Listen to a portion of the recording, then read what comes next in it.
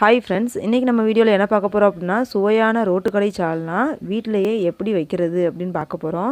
ரொம்ப சுவையாக வந்தது ஃப்ரெண்ட்ஸ். என்னோடய பிள்ளைங்க ரொம்ப விரும்பி சாப்பிட்டாங்க.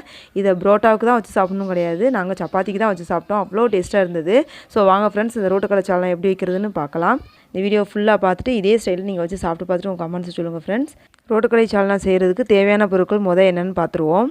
சமையல் வேலையை பொறுத்த வரைக்கும் நம்ம முதலையே தேவையான பொருட்கள்லாம் எடுத்து வச்சிட்டோம் அப்படின்னா நம்ம அடுப்பில் வச்சு செய்கிறது ஈஸியாக செஞ்சு டக்குன்னு வேலையை முடிச்சிடலாம். ஸோ இந்த மாதிரி முதலையே எடுத்து வச்சுக்கோங்க. ரோட்டுக்கடை சால்னா செய்கிறதுக்கு 3 தக்காளி, 2 பல்லாரி, 2 சின்ன வெள்ளைப்பூடு, கொஞ்சமாக 1 துண்டு இஞ்சி ரொம்ப வச்சிட வேண்டாம், அப்புறம் உரைக்கும். அப்புறம் 4 பச்சை மிளகாய் கீரி வச்சுக்கோங்க. அதுக்கப்புறம் கொஞ்சமாக பெருஞ்சீரகம் எடுத்துக்கோங்க. 1 அன்னாச்சிப்பூ, 1 பட்டை, 3 ஏலம், கொஞ்சமாக கல்பாசி, 3 கிராம்பு எடுத்து வச்சுக்கோங்க. இதை தவிர நம்ம அரைக்கிறதுக்கு 1.5 ஸ்பூன் பொரிகடலை, 1.5 ஸ்பூன் கடலைப்பருப்பு, கொஞ்சமாக தேங்காய்ச்சில், ப்ளஸ் 1 ஸ்பூன் சீரகம், 1/2 ஸ்பூன் சோம்பு, 2 ஏலம், 2 கிராம்பு, 1 துண்டு பட்டை, கசகசா கொஞ்சம் எடுத்து வச்சுக்கோங்க. இதை தவிர 1.5 ஸ்பூன் மல்லித்தூள், 1 ஸ்பூன் மிளகாய்த்தூள், கொஞ்சமாக மஞ்சள் தூள் எடுத்து வச்சுக்கோங்க. இவ்வளோ தான் ஃப்ரெண்ட்ஸ் தேவையான பொருட்கள். நம்ம தக்காளியை கட் பண்ணி வச்சுக்கோங்க, பல்லாரியை கட் பண்ணி வச்சுக்கோங்க, இஞ்சியை தோல் நீக்கி வச்சுக்கோங்க. அதுக்கப்புறம் அரைக்கிறதுக்கு கொஞ்சமாக மிளகு எடுத்து வச்சுக்கோங்க, அதை நான் சொல்ல மறந்துட்டேன். ஃபஸ்ட்டு நம்ம எடுத்து வச்சுருந்த இஞ்சி பூண்டை நல்லா விழுதாக அரைச்சி எடுத்துக்கலாம்.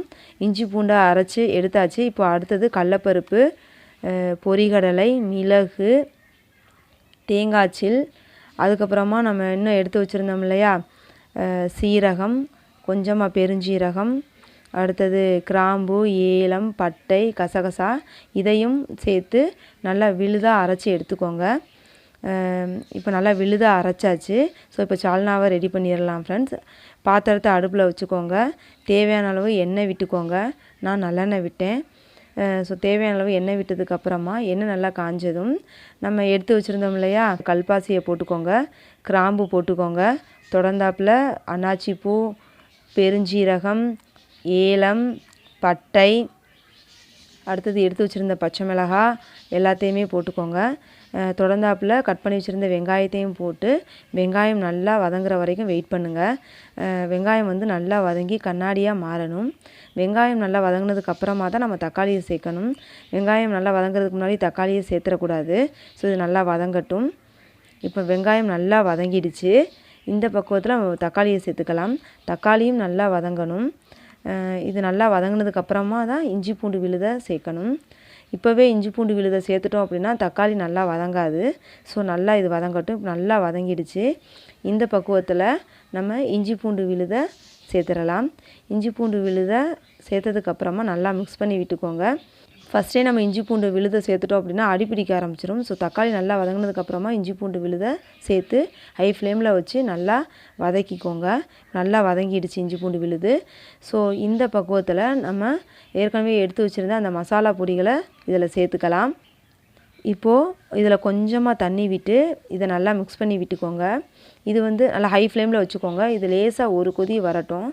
இப்போ லேசாக ஒரு கொதி வந்ததுக்கு அப்புறமா இப்போ கொதிக்குது பாருங்கள் ஃப்ரெண்ட்ஸ். இந்த பக்குவத்தில் நம்ம அரைச்சி வச்சுருந்த அந்த மசாலா விழுதை இதில் சேர்த்துக்கலாம்.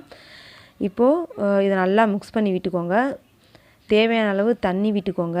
தேவையான அளவு உப்பு சேர்த்துக்கோங்க.